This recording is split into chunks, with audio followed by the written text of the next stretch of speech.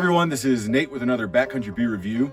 Today I'm in the Ojito Wilderness, which is about 45 minutes west of Bernalillo, New Mexico. The wilderness is very beautiful.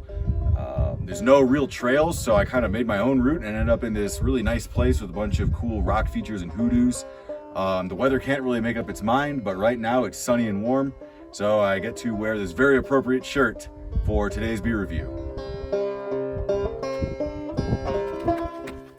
The beer I'm reviewing today is by Raleigh Brewing Company in, well, Raleigh, North Carolina, and it's called the Blatherskite Scottish Ale. So Raleigh Brewing is a really great brewery. I love, when I used to live in Raleigh, I used to go there all the time. I think they have really good beer, and it's a really awesome place to hang out. The back of the can says, Blatherskite is Scottish for foolish talk. In a political town like Raleigh, there's plenty of that to go around. This rich Scottish ale boasts caramel, honey, and toffee, along with a full, sweet mouthfeel. It finishes nice and clean thanks to low hopping rates and a strikingly versatile house yeast. A few of these malty brews and you'll be blatherskiting with the best of them. You know, I always like when a beer kind of does my job for me and gives me tasting notes. So we're gonna open this up and see if we get anything different than what they're saying. It is time for a sip.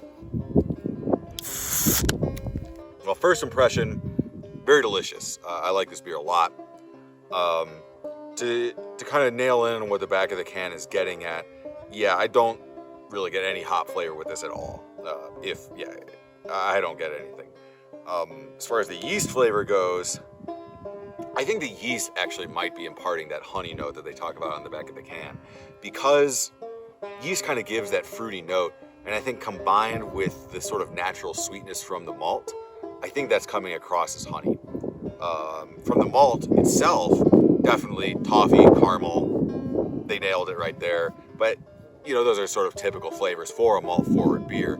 I would add on top of that a little bit of earthiness, just because it has that kind of like earthy richness that doesn't really easily attach itself to either the toffee or caramel.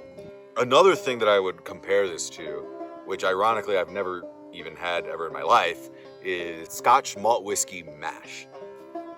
For those who don't know, basically to make Scotch, they will take malted barley, ferment it with yeast, and it basically becomes like a beer but without hops or any other ingredients, and then they distill that to make the whiskey. Now, I've never actually had that, but this is honestly what I imagine it would taste like, because I'm getting no hop flavor.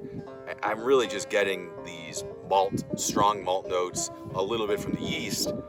That's got to be what I have to imagine that tastes like, and it could be just name association, right? It is a Scottish ale, and I could just be thinking Scottish.